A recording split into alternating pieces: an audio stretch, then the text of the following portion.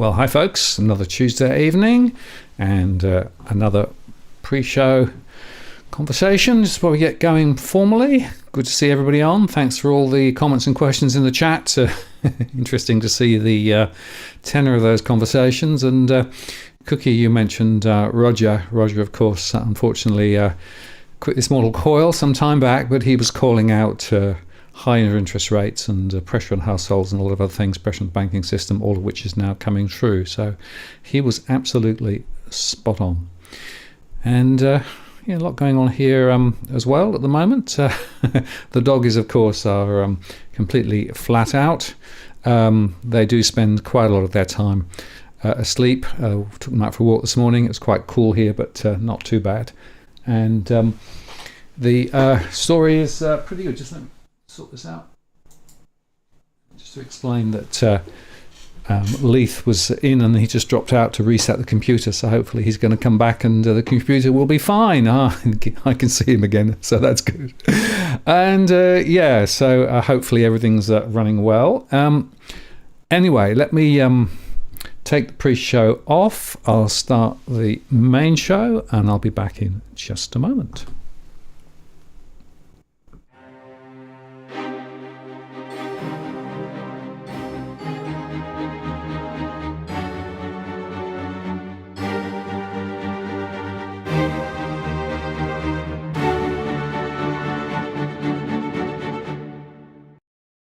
Well, good evening and welcome to this live stream on the 21st of November 2023. Martin North here from Digital Finance Analytics. Great to have you on and welcome to some new names. Richard just said I'm first-time viewer. Welcome. Great to see you on there and nice to see so many other new names as well as some of the old faithfuls. And it's a really important conversation here tonight. Leith, of course, will be in just a moment. He's reconnected. Phew. But before I bring him in, let me just remind you, as I always do, that we're not providing specific financial or legal or property advice. It's the general conversation only. The chat room is moderated, but feel free to throw your comments and thoughts in. I won't necessarily be able to follow all the conversations because the chat room is very busy, but we do moderate the stream. This is as at 21st of November 23 if you're watching in replay. If you'd like to ask a question or to get my attention, if you use @WalkTheWorld, then that puts it at the top of my queue and it gives me a chance to make sure that I see it. And I've also enabled Super Chat, which means that if you want to get your question to the top of the queue, you can do that via Super Chat or indeed use Super Chat to make a contribution to what we do here more generally. Always greatly appreciated. We do this not for profit, but because we think there's a really important conversation to be had. And your Super Chat contributions are always greatly appreciated. Anyway, without further ado, let me push this button and bring Leith in. Hi, Leith. G'day, Martin. G'day, everyone. Sorry about the internet problems. Had an NBN technician out yesterday to check out my connections. It's been stuffing up for a couple of weeks now, actually, and it's messed up on me a few times going live on, just about to go live onto Sky News, etc. So anyway, it's running well today, and then as usual, Murphy's Law strikes about 10 minutes before I'm about to go live. So I'm actually running off Wi-Fi. I did have a 30-meter Ethernet cable plugged in, but for some reason my computer's rejecting it. So I'm running off a Wi-Fi extender. So we'll just have to see how it goes. Hopefully it holds up. It seems to be pretty good so far. Well, it's holding up so far, but I'll tell you what, rebooting the computer 2 minutes before you go live is, I call that a ballsy move, but well done. Yeah, I sort of had to. I literally, it was a stage where I had a connection with Martin, but I couldn't open up any other web page or anything. It just kept saying not connected, and then it had a warning saying in the side saying you're connected to the internet, but your connection's poor. So anyway, I just ripped the Band-Aid off, and here we are. So let's hope it's nice and clean. Well, that's interesting. Of course, I'm in the UK at the moment. I'm paying 1/10 of what I was paying in Australia for a 1 gigabit down connection, 1/10, and so far it's not dropped once all the months I've been here, right? Whereas the NBN, even with my premium service, it was always pretty wobbly. I have to say, I think Australia's been badly done by the connectivity. It's just disgraceful. Yeah, well, mate, I'm on a 50-20 now, so 50 down, 20 up, and I reckon I rarely get that, but I'm paying $95 a month. So I'm about to actually switch to Aussie broadband because I'm fed up with Telstra. Really, you just shuffling deck chairs in the Titanic. Let's face it. You're still using the NBN, still the same hardware, it's the same network. So it's it's a bit like Australia's energy market. You can bring in a state regulator like the SEC in Victoria, but if you don't fix all the upstream problems, you're still going to be getting ripped off. Yeah, and that's basically the overall strategy was messed over when they actually decided to go hybrid rather than actually full fibre. I mean, I've got full fibre here, but interestingly, in the UK, they went the same route, and so they've got this sort of two-speed internet. So if you're in an area where you don't have fibre, then you've got all sorts of issues, just like in the in Australia. But if you've got fibre direct, then it's a completely different ballgame. So it just shows you that the underlying topology and technology you choose makes a huge, huge difference. But there you go. It's amazing. Happy days. Yeah, indeed. And Jason, just so you know, Jason just asked a question. I've got expensive. Yeah, it was expensive in Australia, but I'm paying £40 a month. £40, so that's $80 a month for 1 gigabit up, 1 gigabit down, unlimited. Yeah, especially in your line of work, you need that, don't you? I mean, most of the time I spend just writing, and it's web pages, that sort of thing. But when I do this sort of thing or Sky News, it's crazy. It's a critical service. In my view, it's in the same category as electricity and water and those sorts of things, particularly for what I do here, of course. Anyway, let's move off the. We could spend all evening talking about the stupidity of NBA and all the silly decisions that were taken. But we've got a bigger conversation, Leith. I mean, Australia is going to hell in a handbasket, isn't it? Yeah, it is, and it's been reflected in the polls actually. So as we all know, we had the pandemic, had the massive stimulus, and there was a couple of years of, I guess, good times economically. We had a whole bunch of people left the country. We had huge stimulus. We had a big jump of household disposable income. It was happy days for a few years, low inflation, low interest rates, blah blah blah, and all that's pretty much as we know reversed now. And we've got basically record numbers of people coming in, an intractable housing crisis. Governments are basically, trying to cut back on infrastructure at the same time as they're running record immigration. We've got record plunging household disposable income. Australia's got, according to some measures, the highest embedded or entrenched inflation in the world. The last couple of weeks have seen the Albanese government break 3 world records for disposable income, household disposable income falls, the worst rental market, and also the highest entrenched inflation. Not exactly records you want to have in a per capita recession, and it's all kind of getting reflected. It's all getting reflected in the latest opinion polls for the government, which basically shows that it's now trailing the coalition. One term basis. One term, probably. One term, mate. Yep. Half of one term to start, pretty much. Right. We've basically seen a record collapse in living standards in 18 months, and then we've also seen probably a record collapse in government support in 18 months. I'm not saying they're going to necessarily lose the next election because it's pretty, the coalition's doing everything they can to lose with Peter Dutton, but it's extraordinary. And the worst thing is the federal government's not been honest about the situation. It keeps gaslighting us on saying that it's delivering record wage growth when real wages have tanked to 2010 levels. It's delivering record jobs growth. Well, who cares? Because the jobs growth isn't keeping up with the number of migrants you're bringing in. It's fixing housing supply with its, wet lettuce Housing Australia Future Fund when the rental crisis is worse than ever. We've got people who've been made homeless and people have been forced into share housing and rental stress and everything. So it's just basically, lying about everything and then hoping that we won't notice. But of course, people are noticing, and because they're living it, and you can't deny. People notice when it's hitting them in the hip pocket, and they're going, "Well, I'm way worse off now than I was 3 years ago," and it's sort of coming back to bite. But I don't think the government's being serious with us. They keep trying to gaslight us, trying to say everything's okay. Oh, we're delivering. We're great. We're doing all this great stuff. When in fact they're not, and it's going hell in a handbasket.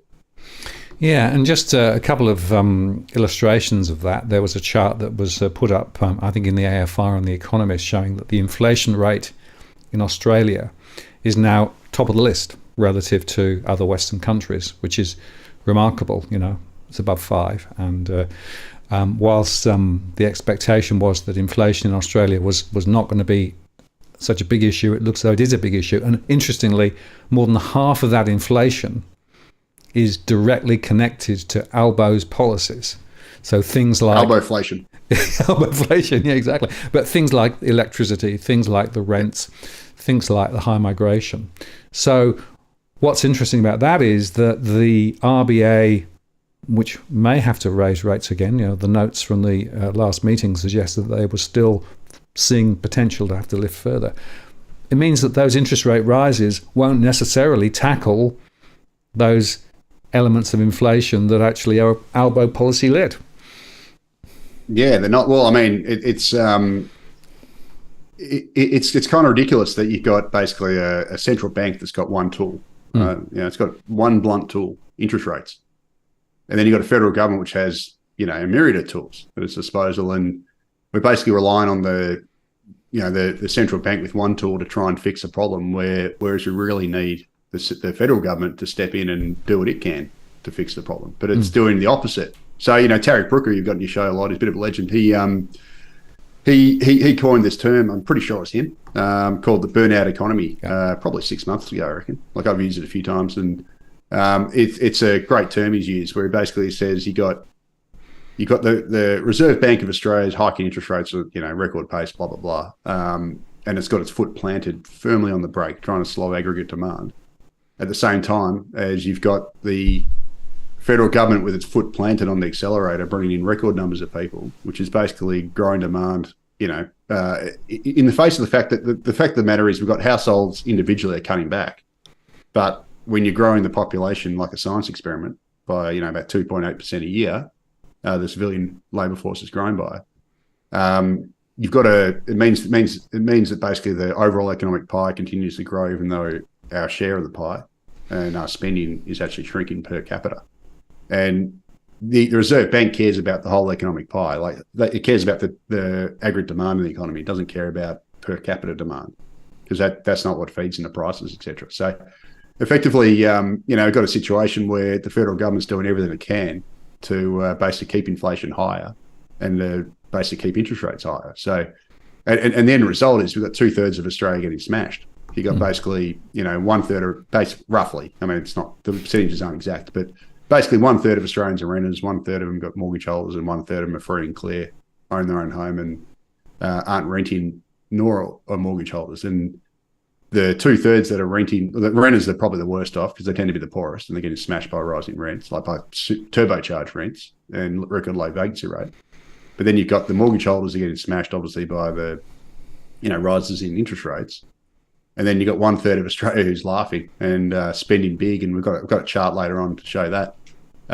They're basically milking it, and they're actually spending big at the moment. They've ramped up their spending massively, and that in itself is causing a problem, because that 1/3 of the population, who are primarily baby boomers, I don't want to generation shame, but they're spending up, adding to this aggregate demand in the economy, in addition to the mass immigration. And then that's causing the RBA to also keep rates high for long, which is punishing the third who are mortgage holders, and also arguably is going to stuff housing supply, because higher interest rates make it harder, for wrecks both demand for new homes, because people got to borrow for them, and also, makes development more expensive. So it's going to arguably smash the supply side of the housing market, which is going to push up rents as well. So it's a kind of diabolical situation. We've got to sort of, the Reserve Bank's caught in a bit of a virtuous cycle caused by, and the circuit breaker really needs to come from the federal government. The virtuous cycle is rising rents, pushes up inflation and other things, but rents, rents is a major driver, causes the RBA to hike interest rates, which then creates housing supply even more, which then leads to higher rents, and then leads to blah, blah, blah, and so on. That's not the only issue, of course, but they're sort of caught in this virtuous cycle. And what you need is the federal government to provide a circuit breaker and to slow this net immigration down from these absurd levels that we've got currently back to, sort of historical averages, preferably. And to make sure that the immigration it runs at a level that's below the nation's ability to supply homes and infrastructure, and that's the way you basically alleviate the shortage. And if you don't do that, which we're not doing, the shortage is just going to get worse. Of course, it's just basic common sense. If you keep running population growth above the nation's ability to supply housing infrastructure, we're obviously going to get greater shortages in housing infrastructure and all the problems that come with that. So, the Albanese government is basically, it went to the election, or before the election last year, in January last year, before the election, it said that it was going to run a low immigration program. It wasn't an explicit policy, but it said that in the media. There was lots of statements about it. And then it went to the election and has ramped it up to levels we've never seen before. So, they lied to us, and they really deserve to be punished. I guess the observation is also that some of the seeds for the problem were laid in the previous set of administrations too, right? So this has been decades in the making. Yeah, this isn't just it's gone wrong in the last year, 18 months. The seeds were laid probably before the global financial crisis, but certainly after the global financial crisis. We had the deregulation of the financial system. We had ultra low interest rates. We had the RBA taking rates way too low for way too long. We then had significant migration. Then we had, of course, the COVID environment, which didn't help for a period, and then very high migration. I would put a lot of the blame also on Treasury and the philosophical basis that Treasury has. And of course, whichever side of politics are in power, Treasury is guiding the game, really. Yeah, and I used to work there. And I know I've said this in previous shows, but Treasury have become like a growth lobby rent seeker. Yeah. So I often explain the growth lobby is basically like the three horsemen of the immigration apocalypse. Right. So you've got big business, big property, and now, a relatively recent entrant is the universities or the higher education industry. Right. So those are the three, the three puppets who basically always push for this big migration. And big business obviously loves it because, they can expand their market. So, if you're a Harvey Norman, for example, I'll just pick on Harvey, Jerry, or you're Harry Triggerboff, big property, you got big retail, big property, just two examples. You can use any of these sorts of things. Growing the population by, 2% a year is the easiest way to boost their profits. You can constantly boosting demand. You're constantly growing your customer base by 2%. At the same time, you can also have greater access to migrant workers, which you can then use to try and push down wages in your sector. So for example, if you're Harvey Norman, you can employ international students, etc. And Harvey Norman's probably not the right example because those guys would be very regulated in their what they pay, but there's a whole bunch of industries which aren't, and you can effectively lower local wage growth by doing that. So it's a double bonus for them. You grow your customer base, you can potentially put downward pressure on wages. Harry Triggerboff loves it. He's always pushing for big migration because he's got more people to sell apartments to, and it it basically keeps the pedal on the metal for property prices and also the rental market because he owns a lot of rental properties as well. Like his portfolio, he owns heaps of Meriton rental properties, so he makes double bank. And then you've also got the university sector or the higher education sector who basically gets to privatise all the gains from all the international students, while the costs are socialised on the rest of us in terms of tighter rental markets and less infrastructure per person and all the congestion pressures that come around that. So I call them the three horsemen of the immigration apocalypse, but Treasury is bizarrely one of them as well. Like it's the reason for that is, and I've talked about this ad nauseum here before, is we've got this vertical fiscal imbalance in the country where about 80% of the tax revenue goes to the federal government and 20% goes to the states and local government. So you've got this bizarre incentive whereby the federal government, i.e. Treasury, gets to pick up the gains from immigration through company taxes, personal income taxes, etc. They love it. They love big migration. Easiest way to grow the tax base. Problem is they don't pay for the costs, or they pay for only a very small share of the cost. So most of the costs get shunted onto the state governments. They've got to provide most infrastructure, schools, hospitals, and most of the public services. So they shunt most of the costs off to the state governments, who then push them onto us by privatising everything, by doing these public-private partnerships and basically, force everything to be user pays.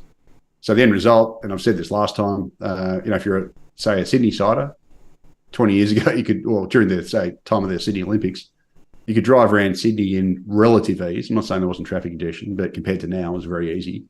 And you could go most places without paying toll roads. There was only a couple of toll roads back then. Nowadays, it's congested everywhere, and you got Transurban with the hand in your pocket, sticking in there for a toll road, because wall-to-wall toll roads everywhere across Sydney. And that's because the state government is out to try and build all this, tunnels and roads, et cetera, to keep up this massive population growth Sydney's experienced. 1.2 million people, roughly. Actually, it might be a little bit more than that, since the Sydney Olympics. And see, similar in Melbourne. And this is the whole thing, if there wasn't this vertical fiscal imbalance, and it was a 50-50 split in both revenue and costs between the feds and the states, there's no way the federal government running this mass immigration to the same level, because suddenly it would be forced to wear the costs of immigration, not just gain the benefits. And that's kind of the seed of this whole problem when it comes to policy. The feds love it, and they keep, and obviously got these lobbyists who are whispering in their ear, demanding it. So it's a win-win from their perspective. But the costs fall on everyone else. And the thing I don't understand, and I never have understood this, is why aren't the states up in arms about this? Because they're the ones who are paying the price. And bizarrely, we're getting a little bit of pushback, a tiny bit, not really against immigration levels. It's more about they just want a bit more money for infrastructure. But really, they should be, if you got Chris Minns and Jacinta Allen, the two premiers of the two biggest states, together, and they said that if they got together and they said the federal government, either slow this down, you pay us $100,000 per migrant that settles in our state or in a state to cover the lifetime infrastructure costs, I guarantee a Treasury, if they had to pay that, they would pull back on immigration big time, because suddenly they wouldn't just see benefits, they'd see costs as well.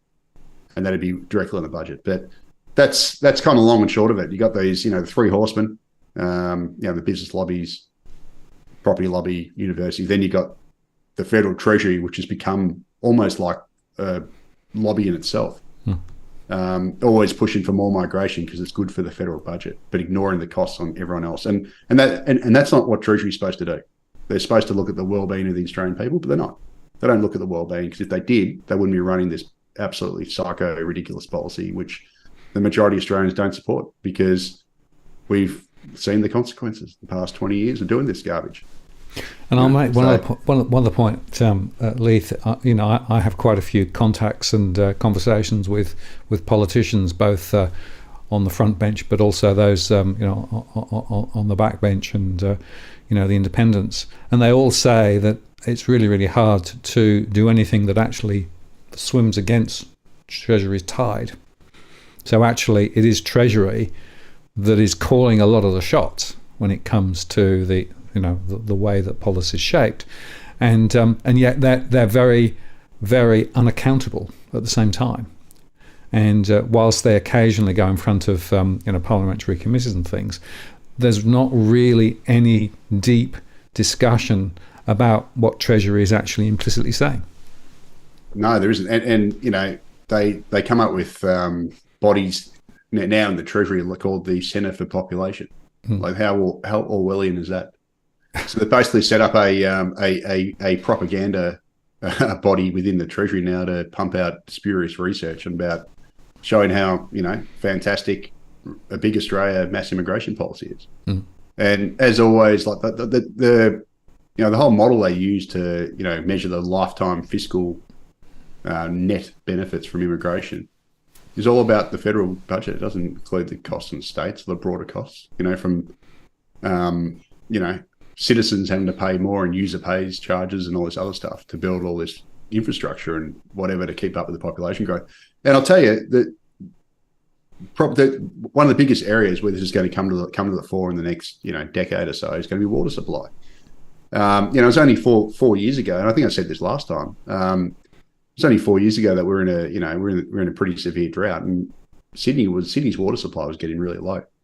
And then of course the drought broke. We had La Nina for 3 years where it bucketed with rain and all the dams filled back up and everyone forgot about it. But we're now in Australia getting towards another El Nino period. So we're going to have another dry period, and the Bureau of Meteorology thinks it could last for a few years. And now we're going to have this period where water supplies are going to run down again. And the problem with it is we haven't really expanded the water supplies much. Like, I mean, the dams haven't really expanded since the 1960s, and all the easy places to have dams have already been taken. So what this means is if you keep growing the population like a science experiment, and you've got obviously, climate change and lower rainfall going forward, you're going to have lower natural water supply. So, more demand through immigration and population growth. The intergeneration report says we're going to grow by 14 million people in the next 40 years. It's a hell of a lot of people, mostly Sydney, Melbourne, Sydney and Melbourne. And that's going to need a whole lot more water. And the way they're going to overcome it is they're going to build a whole battery of desalination plants down the East Coast. They cost a hell of a lot of money. They use a hell of a lot of energy. We say forget about net zero. And then they're going to have to, the cost of the desal plant's one thing. You then got to build pipelines to pipe the water inland. So if you build one on, Sydney Harbour or right on the coast in Sydney, you got to somehow get that water into, say, Parramatta, like way further than Parramatta. Parramatta's only the start of the west, really. The deep west, and that can be up to 50 kilometres. So you've got to pipe that water somehow to households where we're dumping most of the migrants into that Western Sydney area against gravity uphill, which takes more power. You got to pump it against, the weight of water is a lot. You're going to pump it uphill to those places, and that's just going to add to water costs. And modelling, I've actually got in this chart pack. I might just share my screen if that's okay. Yeah, go for it. Show this. Where are we? Here we go. And I won't make the same mistake as last time where I didn't use the... Go full screen and then you can... Is it, everyone see that all right? Yep. Okay, so this is the end. I'm jumping around here, so... Oh. This chart, is it back on? Yeah. Okay, yeah, so this chart here, right, so I've got two charts. First of all, this is the cost of, traditional water with dams. So this analysis was done about a decade ago. So it's, it's just ballpark. Where a dam was costing, about 60 cents what was it? It was a kiloliter. And then you've got, this is just the the desal plant for Melbourne, the Wonthaggi desal, cost $3 for the same amount. It's probably more now because, this is done about 10 years ago. But basically what it shows is, that the cost is about 5 times as much between traditional water and desalinated water. And this is what we're going to have to build. This is what we'll build, or even recycle water is expensive.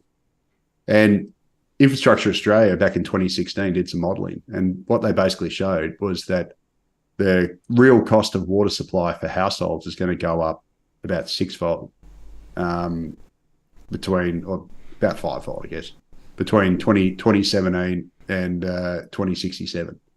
Now, this is all just indicative. Like, it's obviously just modelling they did. It's probably not 100% right, but it gives you a ballpark estimate of how much water costs are going to go up. So households would go from spending, about $1,200 a year in 2017 dollars for their water to about $6,000 in 2017 dollars by 2067. And that's all because we're going to have to go from these natural sources to these energy-intensive, expensive sources like desal.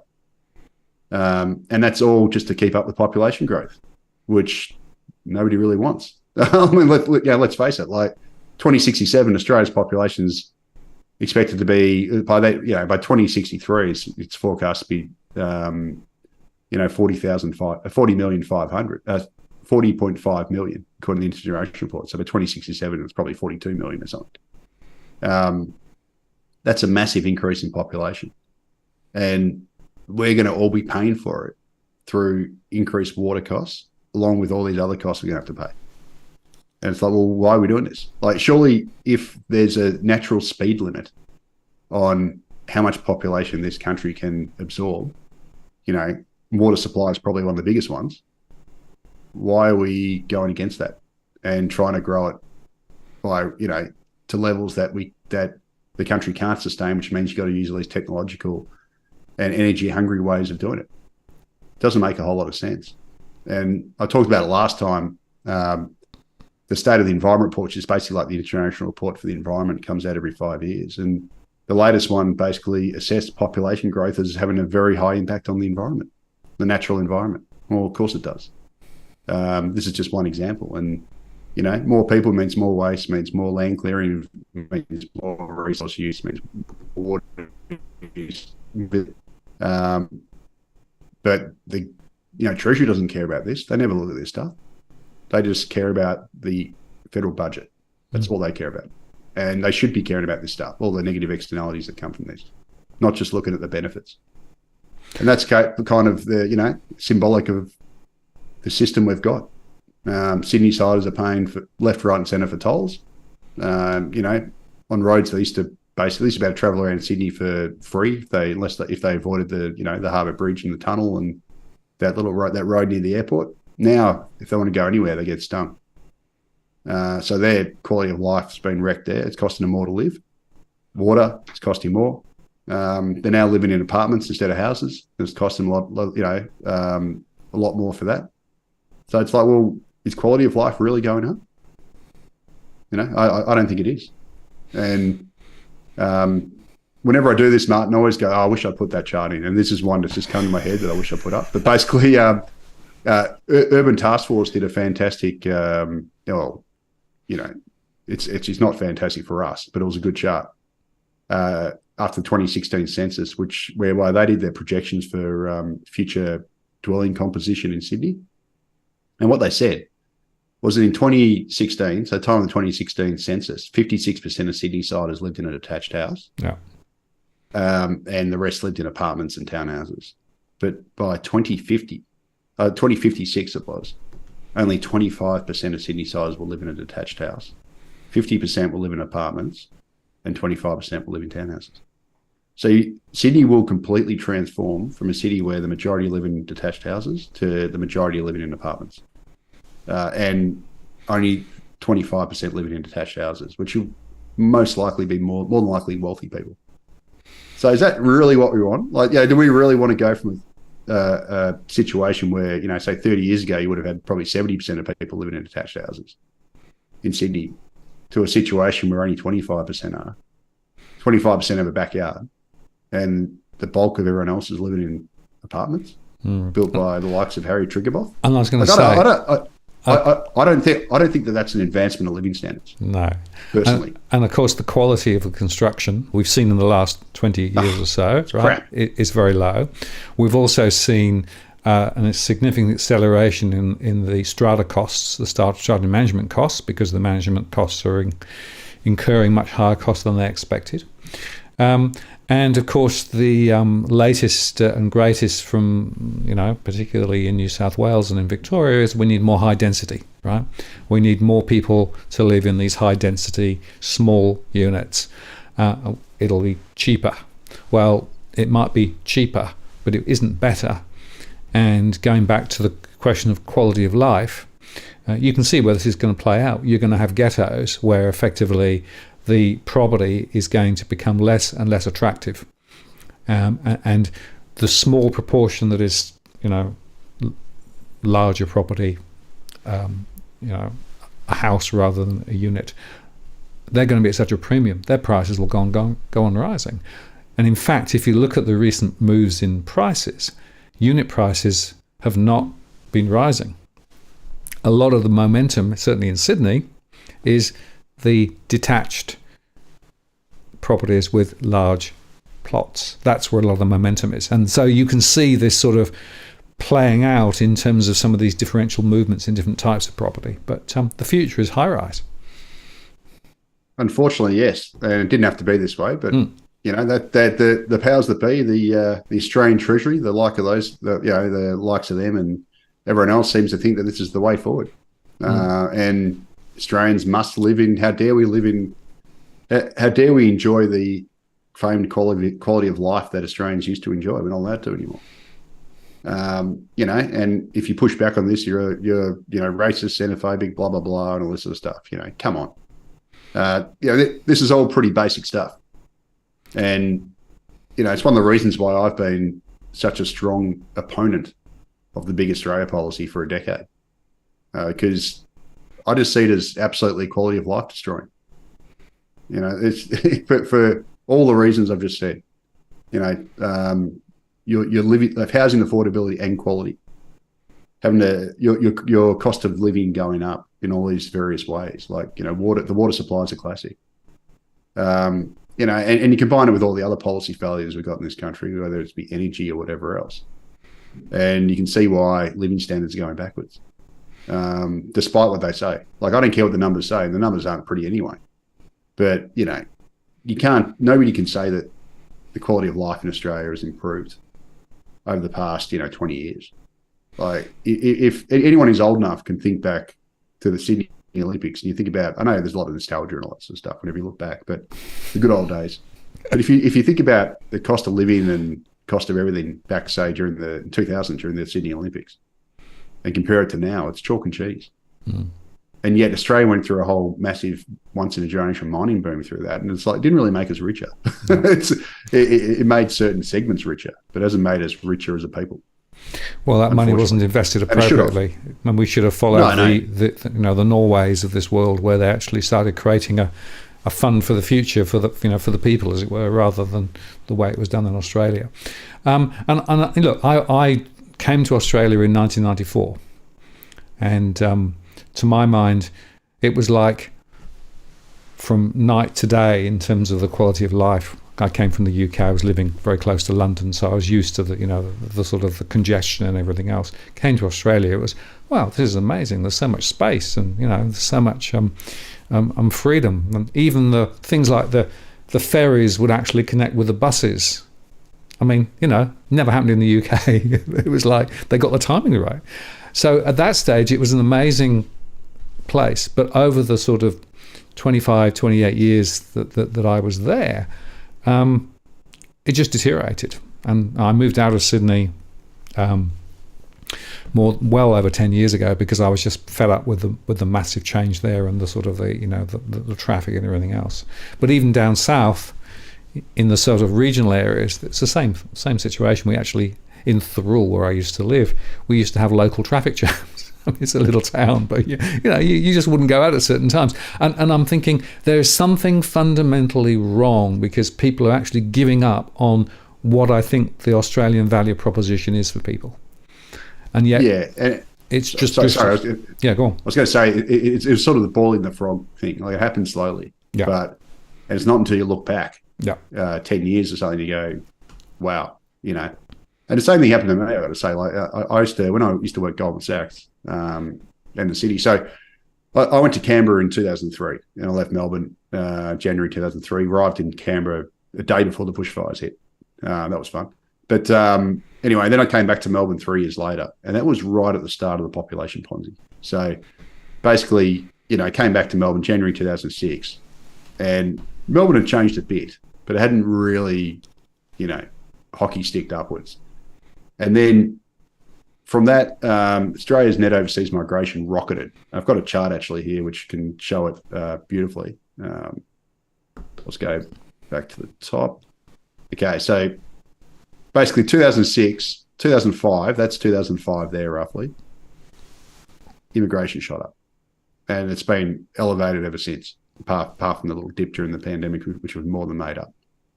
And so I go back to Melbourne here, and it wasn't too bad. And then the explosion over the next 10 years was unbelievable. And it got to the stage where even in 2008, so I started at Goldman Sachs in 2007. I worked at the Victorian Treasury for a bit, and when they went to Goldman Sachs to try and, become a financial magnate, little did I know the GFC was about to hit and wreck that plan. But, it got to the stage where just even traveling on the train in like 2 years, it went from being, fairly packed to being absolute sardine can. So I actually started riding my bike to the city. So it was actually good in retrospect.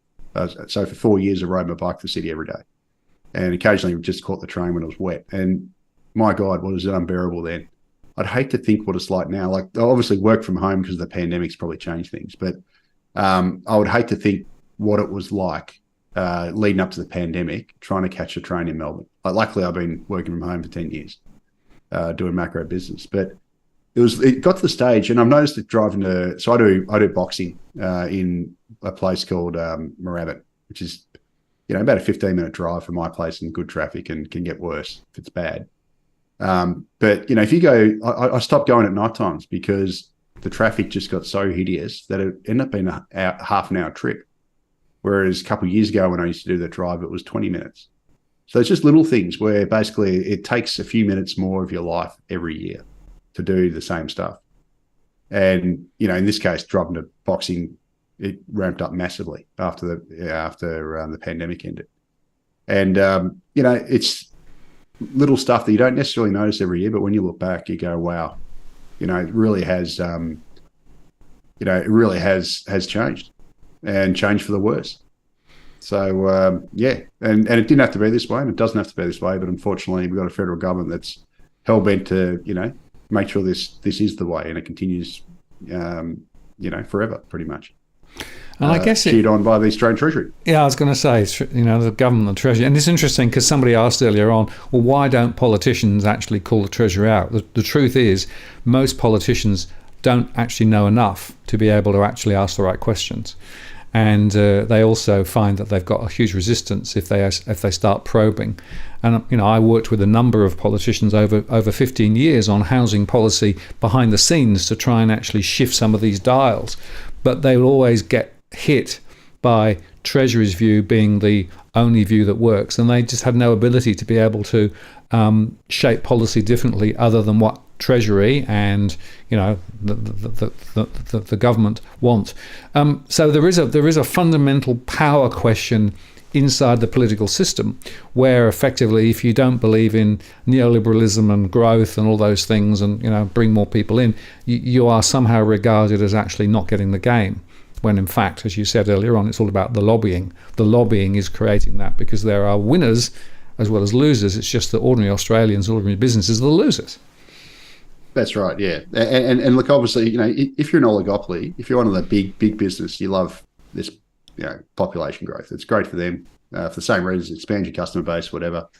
Also gives you a greater pool of workers to compete against. They can compete against each other for jobs, etc. But if you're just a Joe Blow small business, it's pretty much the same as it. It doesn't matter to them if you own a coffee shop, whatever. This huge population growth doesn't benefit you because it's just as likely that you're going to have an increase in the number of coffee shops to keep up with the population growth. So you're just going to have another competitor down the street. So it's really the big end of town that drives this stuff. Whereas the households and the small businesses and everyone really get no benefit. And in the case of households, at least, we actually just get costs. Smaller and more expensive housing and traffic congestion and having to pay for tolls now because you have to build a whole bunch of toll roads and higher water costs and blah, blah, blah, all this sort of stuff, all the nuts and bolts stuff that we've all lived. If you're from a big city in Australia, you know what I'm talking about because you lived it. And unfortunately, they don't care. And the worst thing about it is you've got all sides of politics seem to be for it. So you've got the fake Greens on the left, who are the biggest open borders nuts in the country. Like those guys would, if they had their way, they'd have no borders. Some of the statements that come out of Nick McKim, their immigration minister, is just lunacy stuff.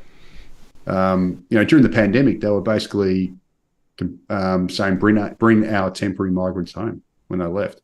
Our temporary migrants. I remember actually used that term. It's insane. So and they're supposed to be the guardians of the natural of the environment. They don't care about the environment because if they did, they wouldn't be pushing for this junk policy. They're supposed to care about equality and all this sort of stuff. Well, they wouldn't be pushing for this junk quality because it hurts the poorest the most, including the new migrants or the recent migrants that arrived. It hurts them the most. Anyone who's not in the property market yet and has to compete for housing and rentals and all the other stuff is made worse off by this. Forced to live in the middle of nowhere, Timbuktu, or in a high-rise slum. That's basically their choice, or on the street.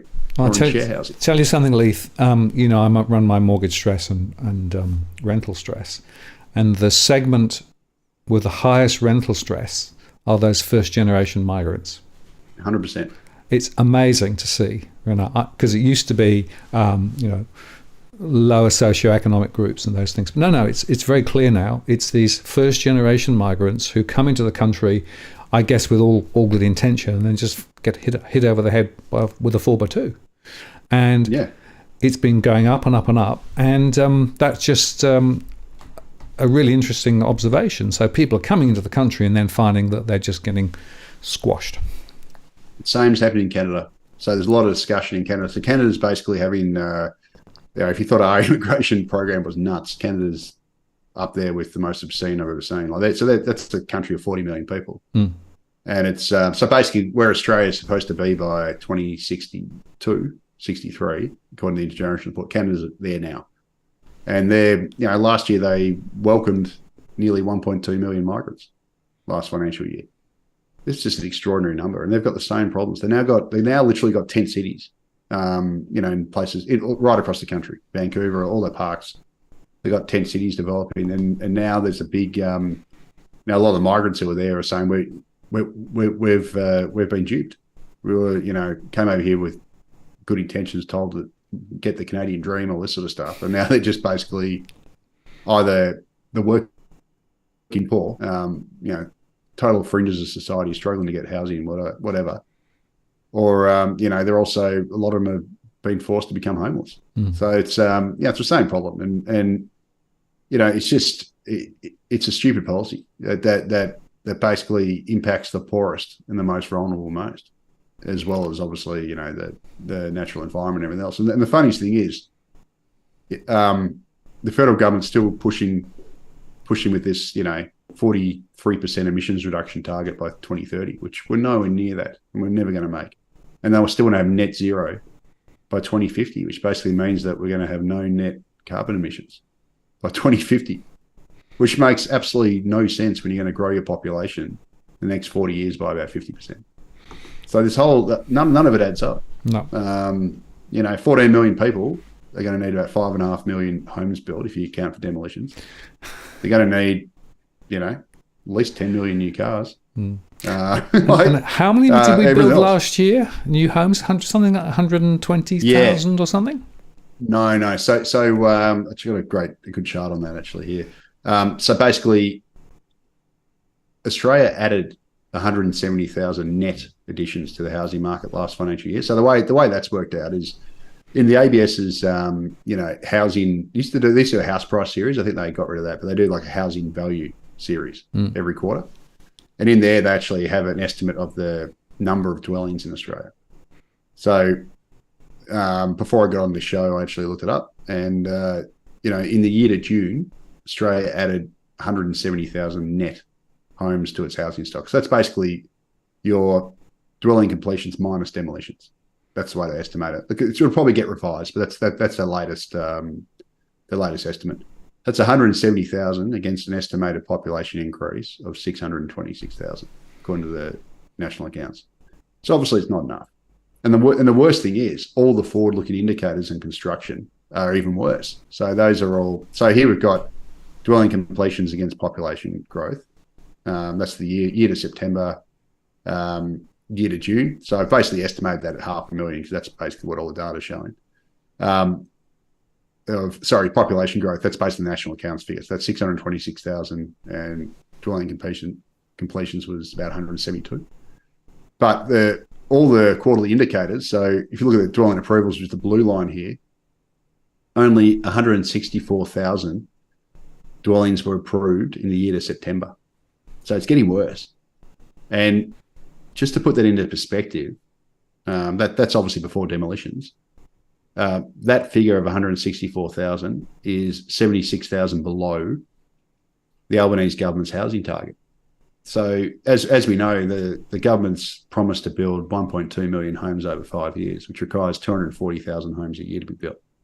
And admittedly, that target doesn't start till, July 1 next year is when it starts. But even so, the current run rate is 76,000 below that if you base it on these approvals. And that's assuming these approvals are all built. So we're not even, the situation is getting worse. It's not getting better. It's falling further behind that target. It's not, the trend is clear. It's down. This is annual. It's down. So, Louis Christopher's latest boom bust report, I think he estimated that dwelling completion is going to fall to about 150,000. I don't know if that was next year or the year after, but basically construction's cratering. It's still falling. And you can see why. We've got obviously, super high interest rates. You've got materials costs through the roof. You've got shortages of labour. Builders have gone bust left, right and centre. So the supply picture is way worse than it was last decade when we were building, when the biggest year ever was 223,000 homes here. Yet the government somehow thinks we're going to get to 240, which is about here.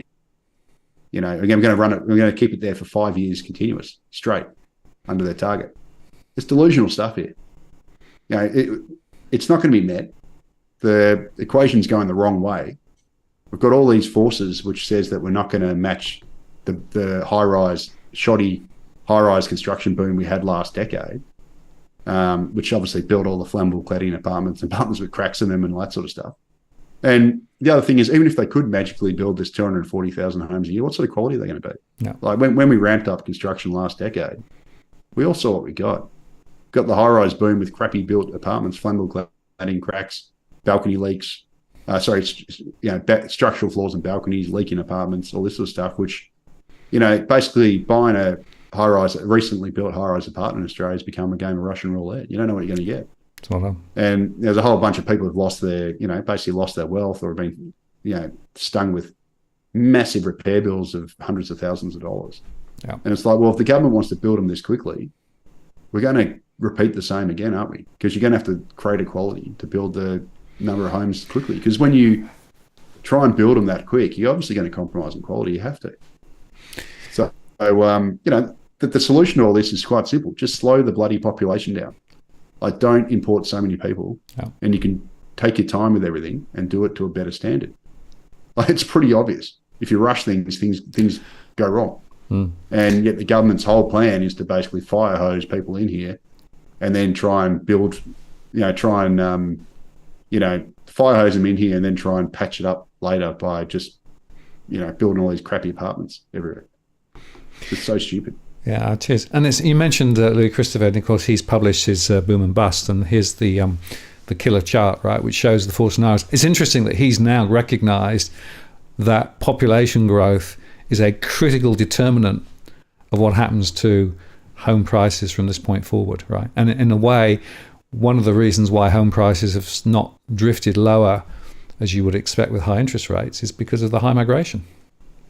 Yeah, that's it. Well, I mean, look, to his credit, it's been pretty good coin for low immigration for a long time now. For probably better part of the last year.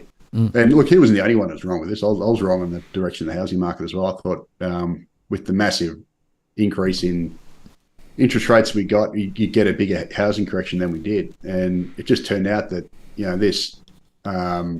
that just the sheer weight of numbers and the housing shortage, both in rents and, the FOMO it's created, has overwhelmed this huge rise in mortgage payments, which is quite incredible because mortgage costs have gone up over 50% since the RBA started hiking. And yet we've had this big house price rebound where house prices are now at a record high, which is quite extraordinary. And it just shows you that this unbelievable population boom has, has done the job over the 4.25% rise in interest rates. So it's extraordinary circumstance. And pretty much, I've got to give the guy credit. I've given him credit a bunch of times, but pretty much the only economist who was calling a house price rebound was Stephen Koukoulas, the kook. And I must admit, when he said it, when he had his debate with Chris Joy, I thought, Chris Joy's wiped the floor then, because I thought, mate, how can house prices only fall 10% when you've got this absolutely ginormous rise in interest rates? But he was right; they only fell 10%, and then they've recovered that. And I sure as hell, because borrowing capacity has fallen by about 30%.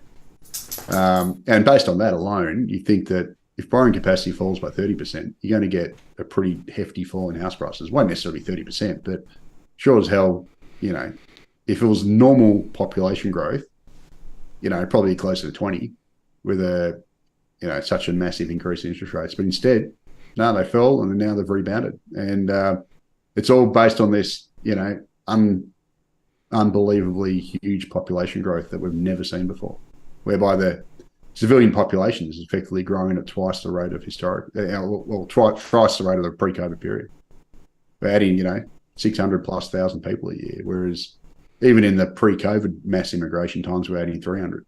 Or just over 300 in net overseas migration, but the 15 plus civilian population was about 300,000, according to ABS unemployment statistics, labour market statistics. So, we're sort of running at double that rate, and it's just driving rents through the roof, and it's pushing up house prices against the massive headwind of these huge interest rate hikes. So it's quite an extraordinary situation we've got here, and all brought to you by your friendly, smiling, lispy Albanese government. And one other question, of course, is if you think about where things are now, you've got rates higher for longer.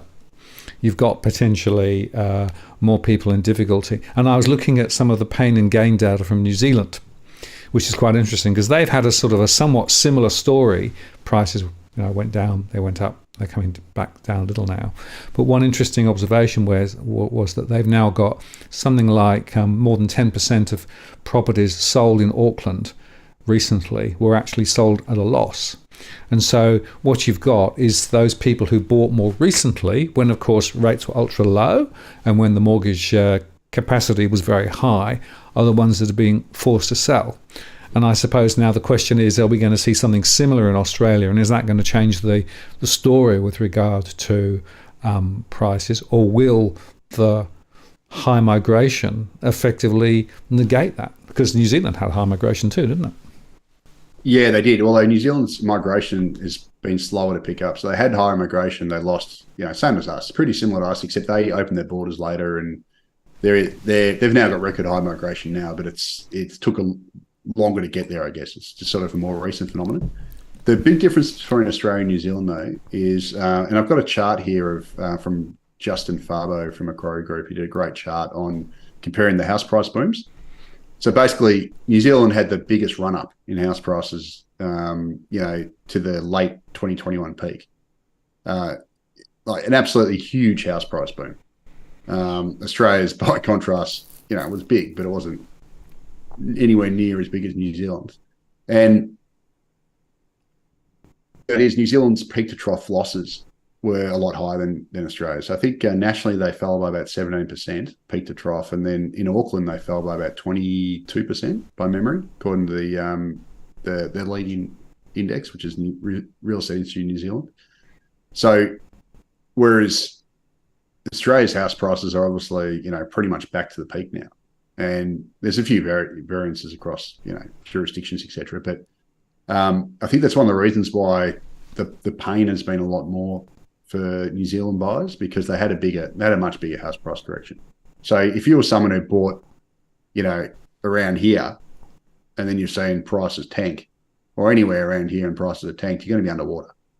And whereas Australia, we had a smaller dip and prices have already rebounded anyway. So I think there's less likely to be pain in Australia than New Zealand, just because we didn't get nearly as big a house price correction. And an interesting thing about this data is New Zealand's house prices looked like they were rebounding for similar reasons to us. Migration's rebooting and all that. They're in a per capita, their economy's stuffed as well. But interestingly, it actually looks like it's rolling over. And so same with Canada.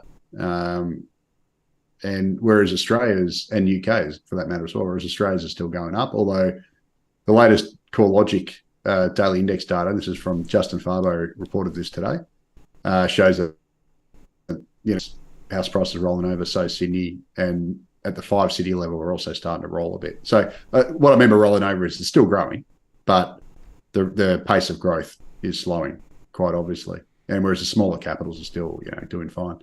So it does look like the latest rate hike has probably taken some sting out of the market. We've seen that with auction clearances as well. They've softened recently, which I should have put that chart in. It's another one I just remembered. Which suggests that the housing market's starting to, it's at least losing momentum. It has been for the last month or so. But I think this latest rate hike, you can see it here in this data, it definitely has turned down. The rate of growth's sort of dipped in the last few weeks, and we'll see what happens. Like if the RBA does hike again, in February, I don't think it'll do it next month, but because there probably won't be enough data to justify another hike next month. But there's a decent chance it could do it in February. I'd be interested to see if that's sort of the straw that breaks the camel back of the market and brings another downturn. And Louis Christopher thinks that's going to happen, at least in, his forecast was for 5 capitals: Sydney, Melbourne, I think Hobart, Canberra, and missing one. We're going to Sydney, Melbourne, Hobart, Canberra, Adelaide. I can't remember. Adelaide. Oh no, Adelaide was going to be flat, I think. Yeah, but anyway, five of the capitals were going to fall in value, and I think Perth and Brisbane are going to rise according to his forecast. Yeah, sorry, you got it there. Yeah, so I've actually got that over here, and I've got my charts here, so I didn't see it. It's not my shot, but yeah, there you go. So it's going to be interesting to see what happens next year.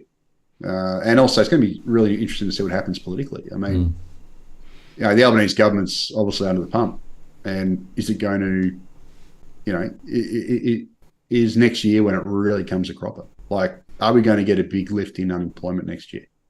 There's some charts here which you might want to put up. So, but basically, as we know, Australia's population has grown at an absolutely unbelievable rate. So this is out of the ABS labour force statistics. So as I said before, it's grown about 600,000 a year, which is sort of about double the level that it was just before the pandemic. And then, this whole thing about, we've got to catch up migration, we've already caught up. So Australia's population has already caught up to what the trend would have been if we hadn't had the pandemic, and we still ran at population growth from the pre-pandemic era. And what this means is that we've got this massive supply of, labour coming in at the same time as demand is falling. So almost my gold standard labour market chart now that I like to use is the SEEK, this chart from SEEK. So what it shows is SEEK's job ads. So it shows the demand for workers is falling, which is shown in the red line. And also this is the much more important figure, this blue one. It's the number of applications per job ads. That's sort of a combination of the red one as well as labour supply. And what it shows is that Australia's applications, the number of applications per job ad nationally, is now well above where it was pre-pandemic. So we've actually got, a whole, way more people now competing for jobs than even we had before the pandemic. And that's a function of obviously slowing labour demand as well as, massive rises in labour supply, as shown here. And traditionally, these two measures, this applications per job ad has been a decent leading indicator for the unemployment rate. So this is from Shane Oliver, and some reason I've cut the date axis off here, but so you got to trust me on that. It's the same as this one. And what it shows is that we've had this obviously massive spike in applications per jobs, but the actual official unemployment rate has barely picked up yet. And it really, logically, you have to think it's a matter of time. You've got the RBA hiking rates. And you've got obviously this big, which is going to slow demand in the economy. We're already in a per capita recession, etc., and households are cutting back individually. At the same time, you've got this record labour supply. So, next year we could conceivably have a situation where the unemployment rate shoots up a lot. We've still got rising mortgage rates, so you've got more households under pressure, and then you've obviously got this ongoing rental inflation because housing supply is running at such a terrible level versus demand. So that's sort of you think that's going to be a tinderbox for the Albanese government. It's going to be a triple whammy. And, when's the penny going to drop when suddenly everyone abandons them? We sort of saw that in the Rudd Gillard government at times where Kevin Rudd was really popular for about 18 months. He was had record popularity. And then he said, big Australia. Also, he got dudded on the mining tax, which was a real shame. And, voters basically dropped him like a hot potato. And then he ended up getting booted out as leader, and they brought Julie Gillard in, who just scraped by the next election, and then they obviously got rolled the election after. Well, it looks to me like Albo's sort of going down the same road. He was super popular at the start, and now everyone's turning on him. And you see it in the polls. And, next year, if unemployment kicks up, you got, more people becoming homeless. You got a rental crisis that's getting worse. You got mortgage holders feeling the pain. It's not going to take too much, I think, to basically, blow the lid off this thing. And, it's going to be fun times. So I think next year is going to be a really interesting year to watch. Yeah, and there's quite a few comments in the chat about social unrest. More and more people effectively feeling the pressure, and all of the data that we're seeing is there are more households that are actually under pressure. My stress measurements, CBA published data quite recently that showed that too, which suggests that there's a lot of people now very much under the gun. And I guess the question I've got some charts here just quickly, if you don't mind. I'll just encapsulate that point. Go. This chart's from CBA, and it basically shows you that, and this is based on RBA data and et cetera. It basically shows that Australian households in aggregate were paying the highest share on record of their incomes on debt repayments. So the reason why it's only 10% is because, remember, only 1/3 of households have got mortgages. So it's basically the aggregate mortgage debt against aggregate household disposable income. So that's why it says only 10%. But it's more the it was at the highest level on record in May, and obviously the RBA has just raised rates again this month, so that will go higher. And at the same time, we've still got these fixed rate mortgages expiring. The cheap pandemic fixed rates. There's still a few of them expiring, so that's going to keep rising. So that means more pressure there. This middle chart, Tarek Brooker posted today. The Bank for International, I had a similar one from the BIS, but this one looks cleaner. It basically shows that Australia's debt servicing ratio, which is basically how much we spend, what percentage of income we spend on debt repayments, is so far above other nations. It's not funny. And the interesting point is Canada now, despite the fact that Canada's lifted rates by a similar amount to us, is really only just above where we were when our interest rates were 0.1%, which is quite extraordinary. And that's a function of two things. Australia has the second highest debt load in the world, household debt load.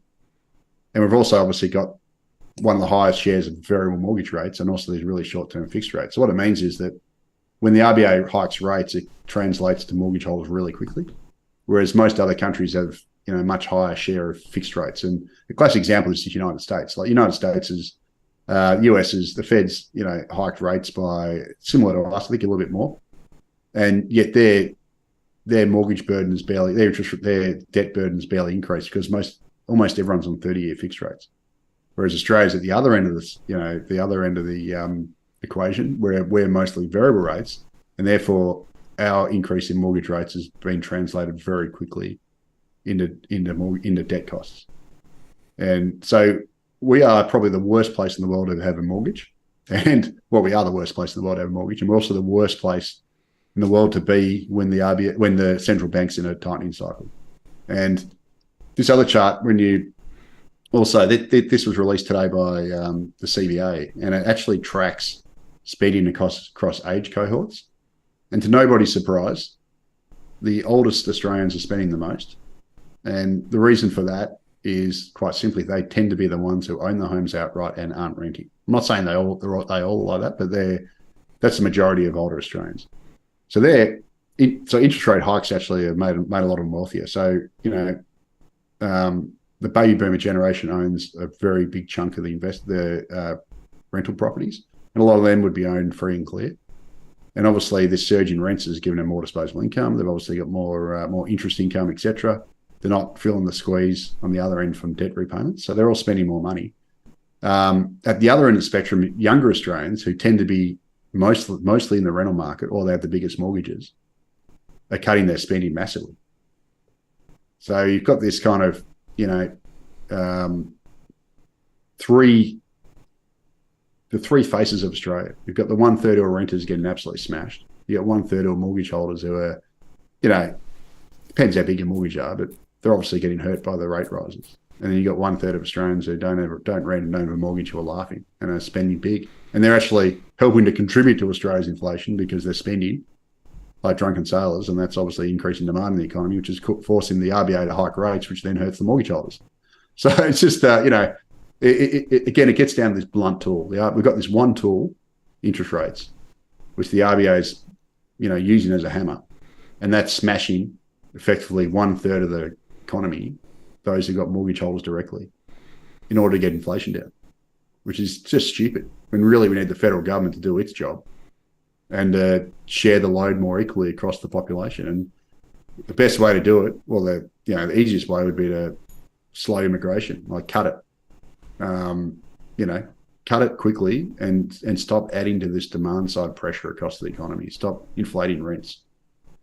Stop growing the population at a faster rate than you grow, business investment, infrastructure, housing, because at the moment, their policy is actually wrecking productivity as well, because again, this capital shallowing across the economy. And this has been a problem for the Australian economy for pretty much this century so far, whereby the federal government has gone for labour supply growth through immigration rather than business investment growth, and that's led to basically lower productivity across the economy, because we've got this capital shallowing, whereby the nation's capital stock has been spread over fewer people. Over more people. So we've got less capital per worker, and that's one of the reasons why. And also got all these congestion problems, obviously with traffic and everything else, which also kills productivity. And it's one of the reasons why we've had this crap productivity growth this century, because we've gone for this population Ponzi economy over a smart economy that actually grows business, that grows the capital stock in relation to the population. One observation there, Leith, is the RBA has only very lightly been talking about productivity, right? And the RBA hasn't really been pushing very hard on migration and those sorts of things. So it seems to me that part of this is that the RBA is sort of, messing around with the interest rates, but it's not pushing back sufficiently hard on the government in terms of those other policy settings. They never do. Like they always talk around the issue. Like they always give you a few little nuggets. So I read the latest statement of monetary policy, and they do mention that, and Michelle Bullock today gave a presentation. I can't remember who it was to, but a speech. And she basically did mention, and they've said it a few times, that basically Phil Lowe, before back in May, I think it was, he said to Senate estimates, I believe it was, he said that, we've got the population growing at 2%. Well, it's actually more than that, but he said 2% at the time. And he said, are we building 2% more houses? Are we building 2% more infrastructure? Do we have 2% more business investment? No, we don't. And if you don't have that, you're going to hurt productivity, is effectively what he said. And that's capital shallowing. And the hilarious thing is, I've got a chart here, Martin, of labour productivity growth. And, we obviously had the stimulus and everything over the pandemic, but you actually, what happened was when the pandemic hit, about 500,000 temporary migrants went home. And Australia's population didn't fall, it just stayed flat. But we had a, pretty strongly negative net overseas migration for a bit. And that effectively gave us de facto capital deepening, because you suddenly had less workers in the economy sharing, the same amount of capital, or if not more capital, because it was growing still. And then we had this productivity spike. And then obviously all the migrants have flooded in record numbers, and then productivity's tanked again. So now productivity's back to where it was, pretty much almost back nearly a decade ago. And so we had this capital deepening, capital shallowing. And as long as we keep going with this stupid policy where we're growing the population at this fastest rate on record, like a science experiment, and we don't build the business investment, we're not growing business investment, we're not growing the infrastructure stock, we're not growing the housing stock to the same rate, we're going to have ongoing capital shallowing, and we're going to continue to kill productivity. It's just basic economics. But they don't seem to care. Like the RBA talks around it. They have mentioned it a few times, but it's always in the margins. They don't just come out straight out. Like I'd love to see, I was hoping with the new governor, we might get some more frank and fearless advice, but I don't know. They never want to veer into because they think it's political, but they should just be saying cut immigration. Like simple as that. Cut immigration because of this, this and this. Yeah. And if they did that, well, the federal government would know where to hide, but they never do. So instead they talk about, we need to grow the supply side of the economy and blah, blah, blah, and all this mealy-mouthed stuff, when the solution's, pretty clear. Just, if you want capital deepening, yeah, you can try and boost business investment and all that. That's one way to do it. But the other way to do it is simply don't grow the population at a greater rate than housing, infrastructure, and business investment. Yep. It's pretty basic stuff. Don't do that, and you'll get some capital deepening, you'll get higher productivity growth. And there's other reasons too. I mean, obviously, if you make it incredibly easy for businesses to go and employ a migrant and often steal their wages and pay them less, well, then there's less incentive for them to invest in, automation and, capital equipment to try and so they're going to replace, a cheapo worker over spending, 50 grand on a new machine or something, even though spending 50 grand on a new machine would actually boost productivity.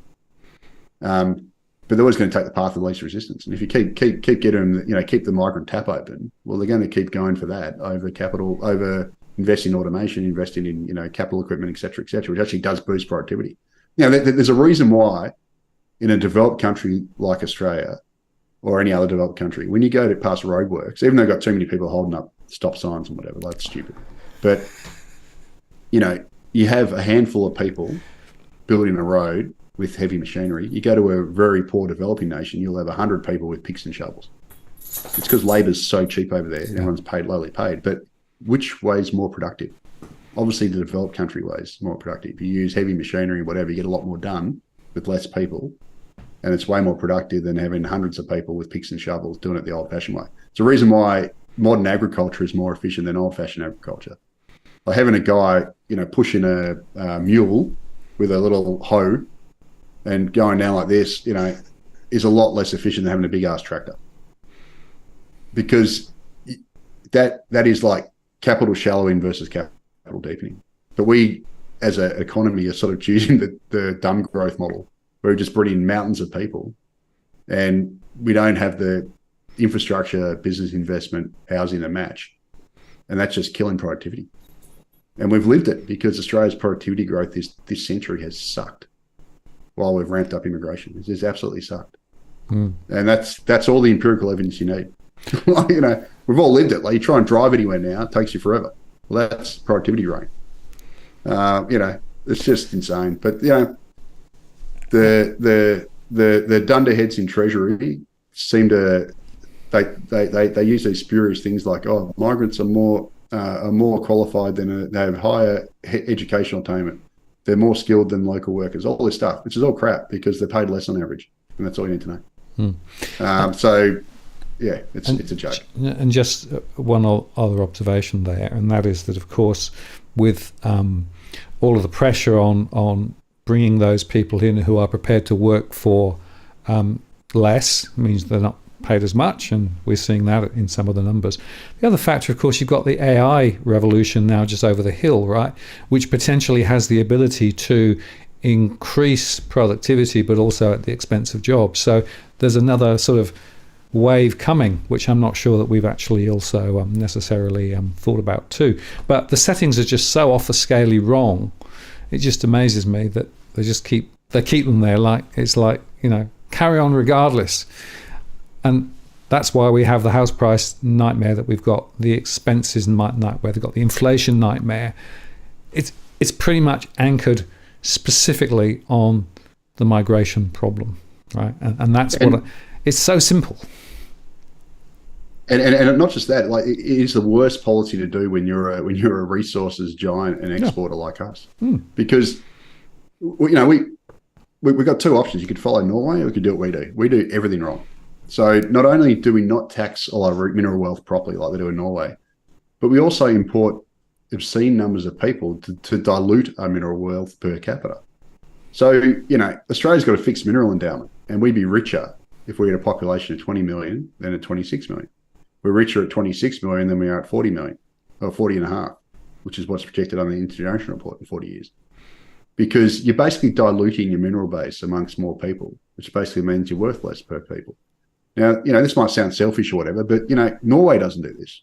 Norway has massive oil and gas wealth, and they're a population the size of Melbourne, just over 5 million people, about 5.5 million people. Now, since 1960, Norway's population has grown by about 25%. Ours has grown by 160%. It's like, well, can you imagine if they'd grown the population the same level as we were? They wouldn't be as rich. And they're sitting on because they tax their resources properly, and they don't dilute it amongst way more people. They've got a sovereign wealth fund that's worth, I think, $300,000 per citizen in Norway. It's huge. And they're an uber rich country. Uber rich citizens, because they've kept their mineral wealth in their own hands, effectively. It's mostly public owned. They've got government owned, oil companies and gas companies. And then if you do come in there and you want to operate as an overseas player, they take a big equity stake and they tax the hell out of you. Yep. We don't do any of that stuff. And then to make it even worse, we then import tons of people to then dilute any, corporate tax we get, etc., by even more. So it's like we are the model of how not to behave if you're a, huge mineral exporter. And Norway is the model of how you should act.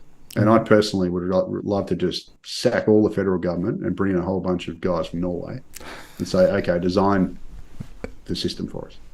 Absolutely. So I guarantee you they could not stuff it up the way Australia stuffed it up. Yeah.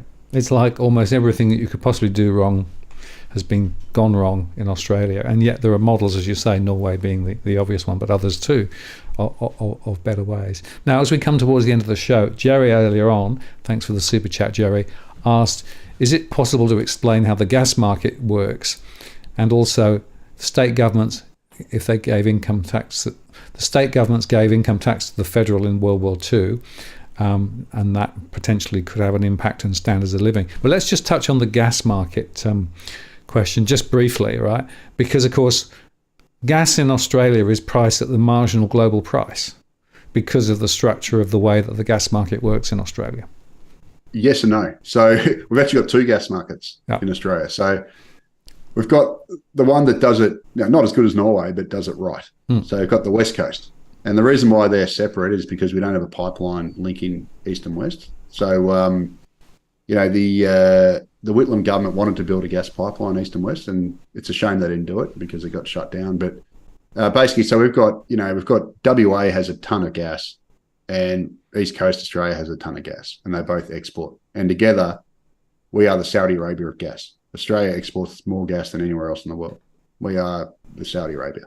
The difference is, on the West Coast, the Carpenter government, I think 2004, their state government, when they were setting up these gas terminals to export liquefied natural gas, they were clever.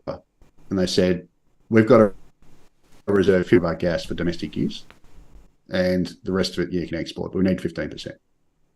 And anyway, the industry was not happy about that. It's, this is going to kill resource projects and blah, blah, blah, and all the usual vested interest crap. And the Carpenter government said, no, bugger off, this is what we're doing. Fast forward to today, Western Australians pay about $6 a gigajoule from gas, which is low. It hasn't really didn't budge after Russia invaded Ukraine. They got cheap gas, they got cheap electricity prices because gas sets the marginal cost of electricity.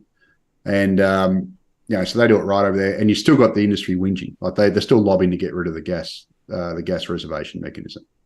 Of course they are. They always want more. On the East Coast, this was more under the so you had the Queensland government was happy to build these export terminals in Gladstone. The Rudd-Gillard government, well, it was Gillard government at the time, stupidly argued against gas reservation. They didn't believe in it. They said it's economically inefficient, blah, blah, blah. So we built these 6 export trains. So export trains basically where you convert it from, gas to liquid before you put on a ship and send it offshore. We set up these 6 export terminals, started exporting, mid last decade. And then almost straight away, Australia's East Coast gas price was linked to the global market. And then Russia invaded Ukraine and we saw the price. So before Russia invaded Ukraine, we were paying about $8 a gigajoule. So more than WA, but, it wasn't too bad. Well up on historical averages of $2.50 to $3 a gigajoule, mind you. And then the price rocketed because the global price of gas went up and we were just basically copied the global market. And so we got to this absurd situation where despite being the Saudi Arabia of gas, the East Coast was paying the world price. So can you imagine a Saudi Arabian going filling up their car paying $2 a litre? That's basically what we're doing. Stupid. And it all comes down to failed government policy because they didn't reserve any bloody gas. They didn't copy WA. So anyway, that's basically where we're at. And, the Albanese government's done some $12, price cap, which is 50% above what it was before Russia invaded Ukraine. Still too high. But even then, there's all these carve-outs. So it doesn't actually, guarantee that you're going to get $12 gas. It just puts some limits on it.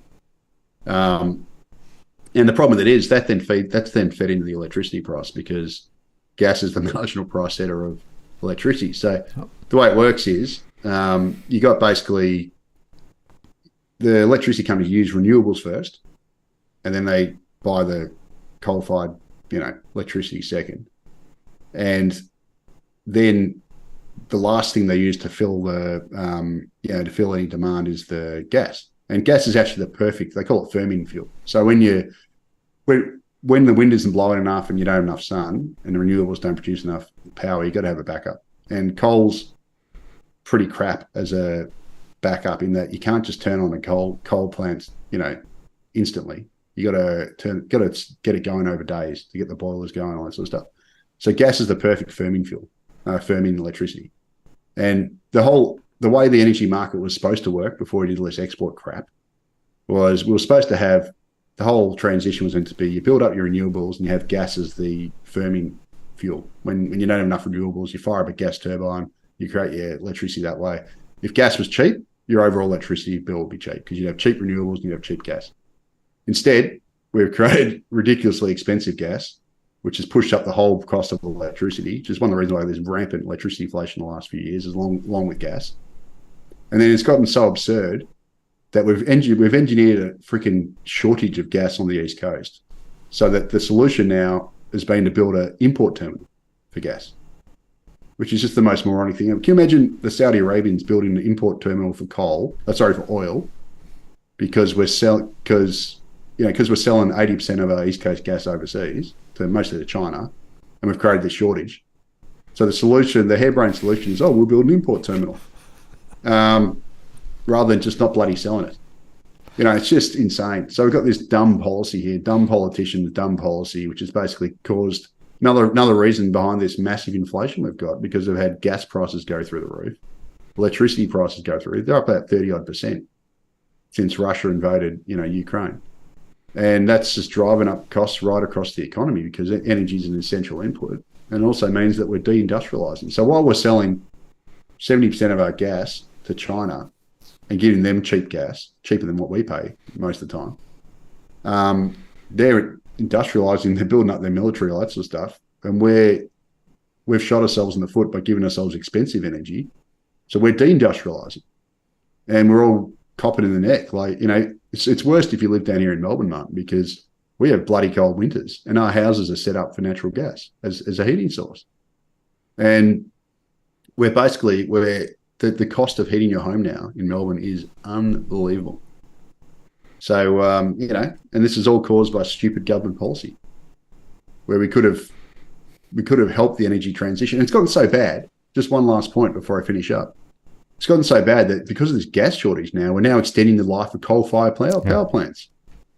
And then we're subsidising. So the ridiculous thing is, I think it's Erin Coal Station in New South Wales was shut down. It was meant to shut down. And then now, because of this artificial engineered gas shortage, they're now extending the life of it. And the New South Wales government is now paying billions in subsidies to the owner, which is Origin, who's one of the gas cartellers who's selling all the bloody gas overseas. So Origin's creaming it. They're gouging us of gas on the East Coast. They're flogging it overseas. They're charging us extortionate gas prices. And then they're getting subsidies to keep their coal-fired power stations going, billions, to cover the shortfall that they've helped create in the gas market. It's just absurd. It is the biggest crony capitalism situation I've ever seen. And this is, again, another dumb Australian policy from dumb politicians doing dumb things. And it's another one where Labor, this was started under freaking Labor, when the Gillard government,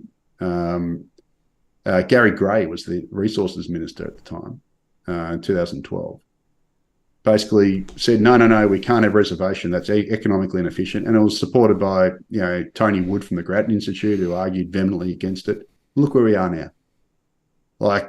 Always beware these neoliberal idiots, because they don't have your interests in mind, they have theirs. And that's basically the long and short of the whole stupid gas situation / electricity situation, where the Saudi Arabia of gas, and we've engineered a shortage and we've engineered high prices. Just whenever you think of that, just think about just put yourselves, like, could you imagine a Saudi Arabian filling up their car for $2 a litre in petrol? And then conceivably building an import terminal to import oil to cover a shortage because they're selling it all overseas and not giving their residents a fair shake. That's what we're doing. And WA's not doing it because they were smart enough to set up a domestic reservation in mid-2000s. But no, not here on the East Coast. Crazy. Well, I'll tell you something, Leith. I expected when I came over to the UK to be paying a lot more for my annual energy bills than I did in Australia. Right? I'm not. So despite the massive rises of gas and electricity prices, I actually I'm paying less than I was in Australia, which is astonishing. I mean, it's just, it shows you that the marginal price for energy in Australia is way wacky off the scale simply because of the cartel, simply because of the bad policy that was implemented by not just Albanese but the previous governments too. Oh, all of them. But the net effect, and going back to what we said at the start of the show, inflation is being driven by bad policies in Australia, right? Energy policies, housing policies, immigration policies, That's the reason why inflation is going to be stubborn and sticky and difficult to get under control. And yet, the government is not prepared to take the decisions they should be taking to deal with some of those structural issues. That's right. And it's going to cost them at the ballot box. But the problem is, what's going to happen? If we get rid of this mob, we get in Dutton and his cronies.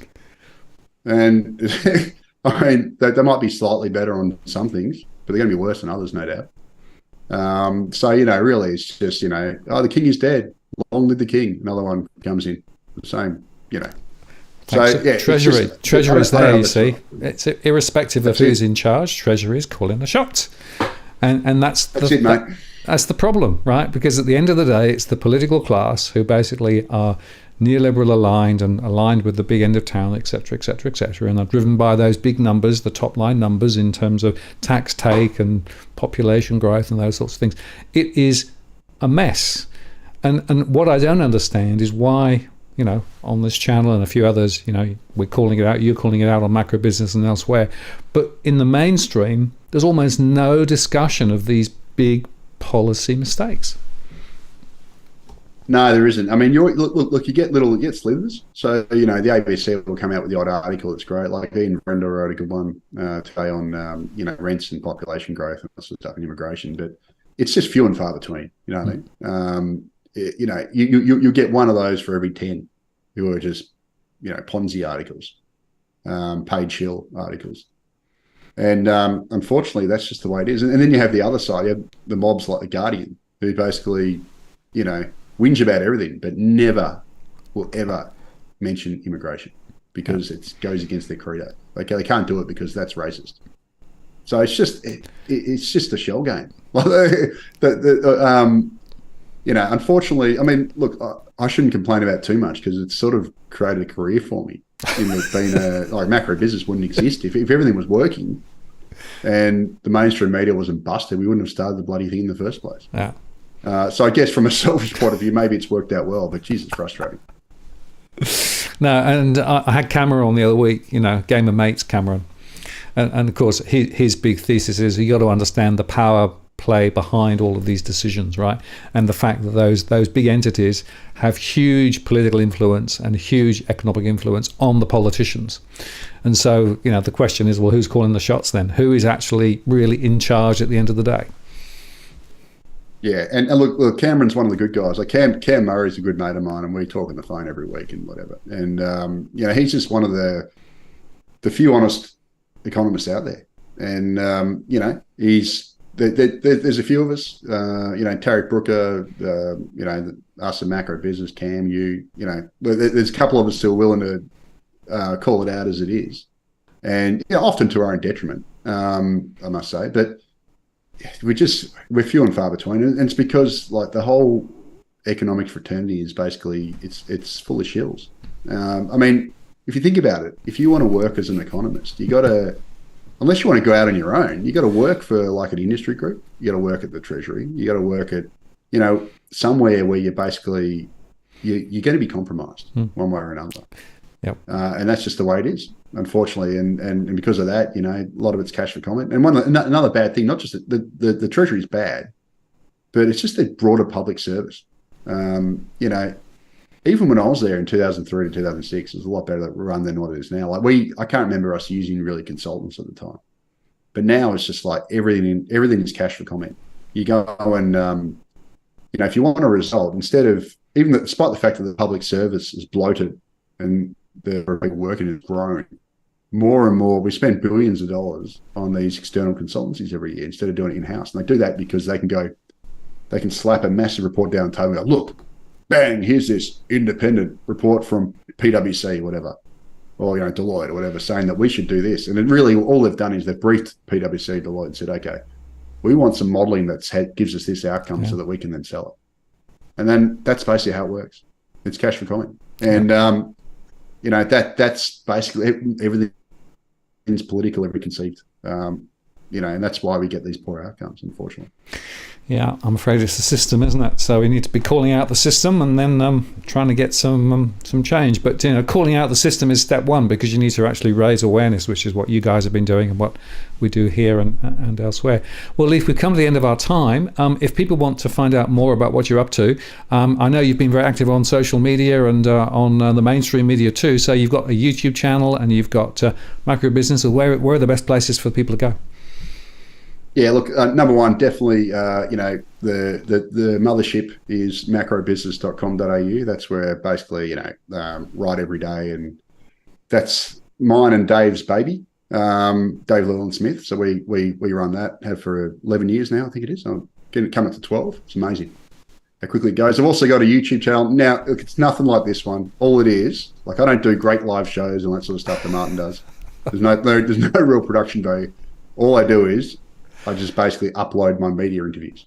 So I've been doing heaps on Sky News, and I do, weekly one on Radio 2GB, and I've seemed to be a bit of a media guy now. I get asked a lot. So all I wanted was an place where I can put all my media interviews. So I've got somewhere to point to, and when I get older, I can look back and go, geez, I was good looking back then, stuff like that. But anyway, that's Leith Vo, Leithvo is my YouTube tag. So if you want to subscribe, just don't expect this kind of content. It's just really just a amalgamation of my media interviews. That's all it is. So you can, if you go, what's Leith been doing in the, in the media, just go there, you see all my videos. That's all it is. Well, I want to say thanks, Leith. I always enjoy speaking with you, and I'm sure we'll do it again early in the new year. There's so much to explore, but these important trends that we've been touching on tonight, we want to make sure that those are shared. So folks, please like and share the show here and get some of these messages out. And thank you very much for your time, Leith. I'm going to take you offline now, and I'll close the show. But look forward to the next one, which there'll be more to talk about, because this thing is just rolling like you wouldn't believe. Next year is going to be even more interesting than this year, Martin, I'm sure. It's dead right, Leith, indeed. Thank you very much. Take care. Cheers. And I'm going to close the show now. So this is Martin North saying thank you very much for watching and commenting and all those, and the super chats and everything else. Just to say that next week I've got Adam Stokes on. We're going to talk about crypto and what's going on in crypto land. Of course, the value of crypto has gone up recently. What's going on? Is it real? Is it illusory? And all those things. So join us for that. And one last look at the dogs. They've hardly moved at all for the whole time we've been on. So that's I'll take them out for a walk now. That's the next part of my day. So I want to say thank you very much for spending some time with us this evening. Thanks for the super chats. Thanks for all the comments. Follow us during the week on our recorded shows, and we'll be back next week for the next live show. This is Martin North from Digital Finance Analytics, signing off. Cheerio.